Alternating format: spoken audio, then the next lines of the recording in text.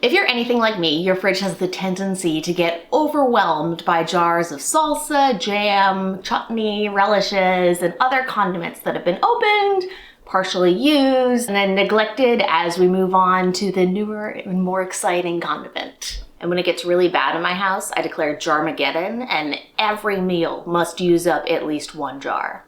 Now, we're not at Jar-magedon yet, but in order to prevent getting there, I thought we could use up a few condiments today. Specifically, I have about a quarter jar of this zesty cranberry jalapeno relish that I made for Thanksgiving, which was quite a while ago now. But it still smells great, so we're gonna use this up today. The other thing I have is this container of Pico de Gallo. It's actually unopened, but it is past the expiration date, and I know Pico de Gallo specifically, when it starts getting a little bit older, it gets a little sour and fermenty, which is not my favorite. So I thought we would use this up quickly to prevent that happening. And that's actually gonna be it for today, so let's go ahead and get started. Here's the cranberry relish we're working with. It was a long time since I made this, so I actually can't tell you exactly what's in it. Definitely cranberries, jalapeno. I believe there's some grated apple in there as well, but the key flavor notes are tart, sweet, zesty, and spicy. I thought it might be nice to make a bright and zesty cranberry tuna salad. So I have these 2 cans of vegan tuna. They were actually being discontinued at my local Japanese grocery store. So I got a few of them at a pretty good price. I'll be using them today, but this is actually not very much tuna, even though I have 2 cans. So I will be rounding it off with some green jackfruit. You can do this recipe either with all vegan tuna or all jackfruit. Both will work nicely. But the jackfruit is gonna need a little bit of attention before we get it used. So let's go ahead and do that first. First step, drain. The second step is we're gonna cook it a little bit.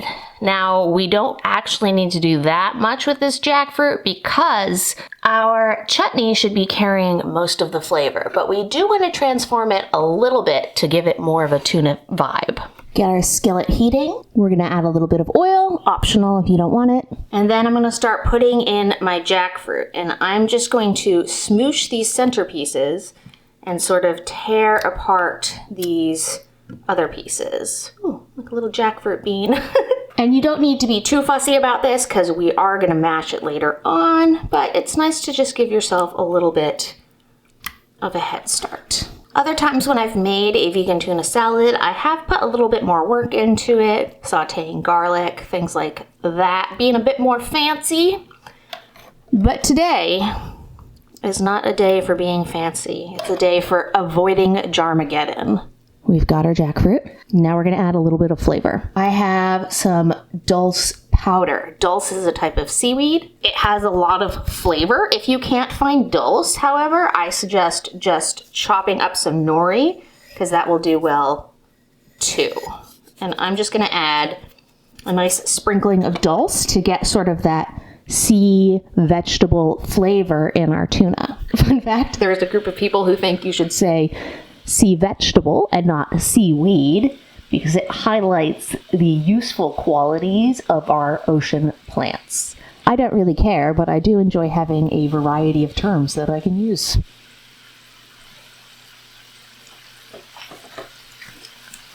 We're also gonna throw in some garlic powder because garlic makes everything better. And we'll add maybe about a tablespoon of soy sauce. I like to get out my potato masher, and especially these like seed bits or bits that don't look like what you'd expect a tuna salad to look like.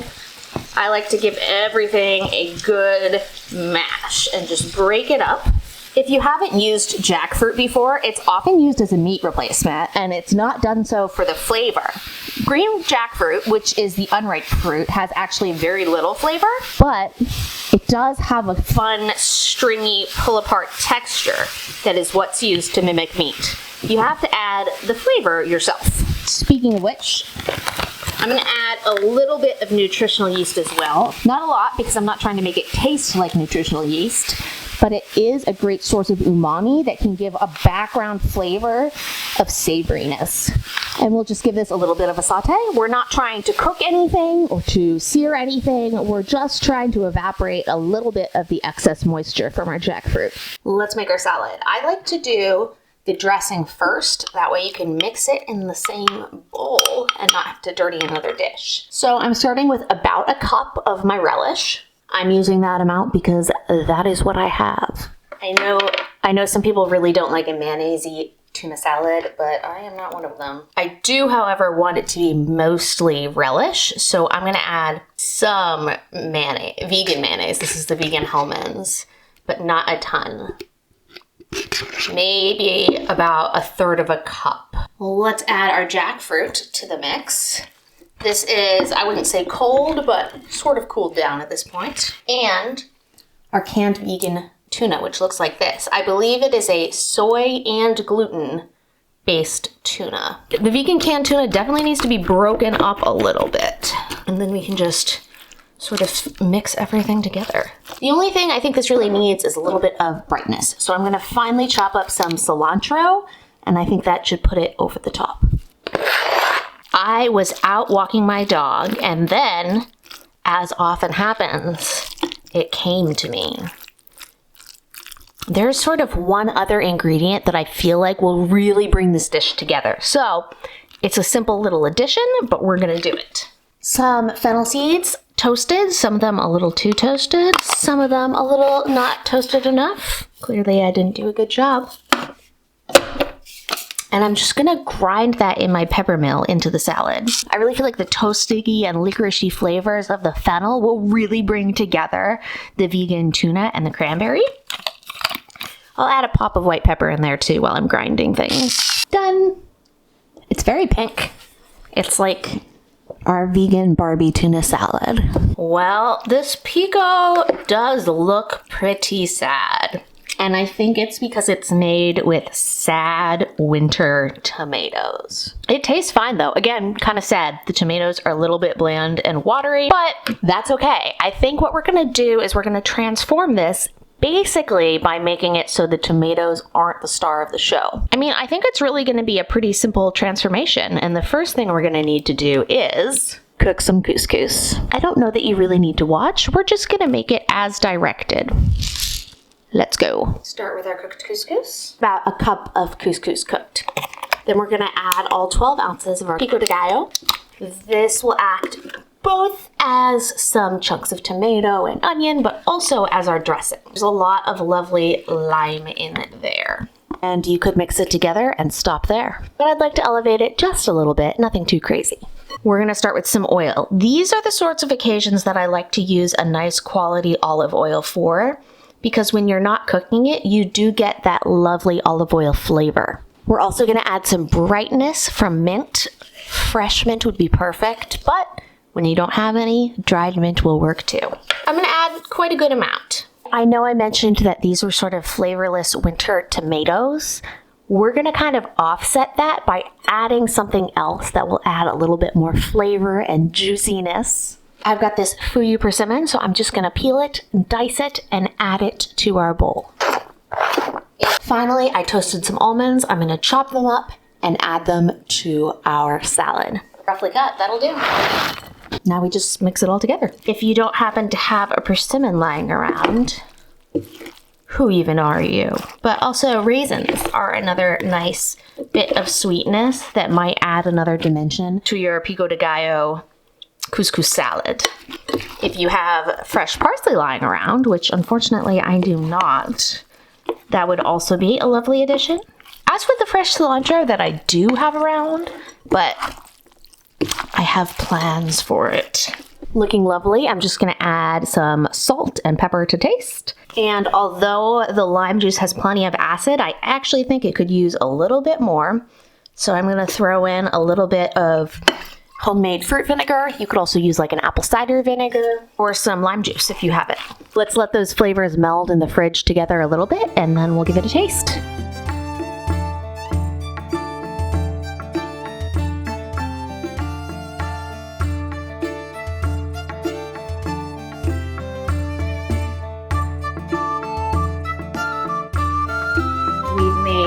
two beautiful dishes. And I think we'll avoid Jar-magedon. Let's give them a taste. Starting with our cranberry vegan tuna salad. I've got this just on some crackers, and I think that will be a lovely platform to try it on. That is quite good. I think even people who don't like a mayonnaise-y tuna salad will enjoy this. That little bit of toasty fennel is exactly what it needed. It really ties together the sweetness of the cranberry and the ocean flavors from the vegan tuna. Even though I mixed the two tunas together, I will say I do prefer the jackfruit. It's a little bit more moist and juicy, and it doesn't have that overly sort of preserved flavor that the vegan tuna can kind of does. It does have a nice amount of heat to it from the cranberry jalapeno relish. And while I have it on crackers here, I'm definitely going to be making or buying some sort of tortilla or wrap, because that is how I really want to eat this, just on a wrap with some lettuce. Bright, fruity, tart, moist, umami, juicy, and incredibly flavorful. This one is a winner. Next up, we've got our Pico de Gallo couscous salad. I'm gonna eat this on some endives, which are one of my favorite vegetables. They are so crunchy and with like just a little bit of bitterness. I love them. That is really nice. It is hearty, it is filling. The crunch of the almonds and the sweetness of the persimmon were great additions. The salsa itself is not the most flavorful. You do get the lime, which is really nice, but I do think that the tomato flavor of the salsa is not contributing a huge amount to this dish. Even as it is, it does have a great balanced flavor. Another one that I think is a win. I'm gonna eat some of this just like this with our endives. Also probably put some of it on a larger bed of lettuce and call that dinner. This is minty, bold, juicy. You get the crunch of the nut and a little pop of flavor from the Pico de Gallo. Two gorgeous dishes done. Which one do you think sounds better? Tell me in the comments. I'd also be really curious to know what some of the ingredients you have in the back of your fridge are that you're looking for some ways to use. Maybe we can brainstorm together. If you liked this video, please give it a thumbs up. We would so much appreciate it. And if you want to see the next time we post, make sure you're subscribed with those notifications turned on. See you next week.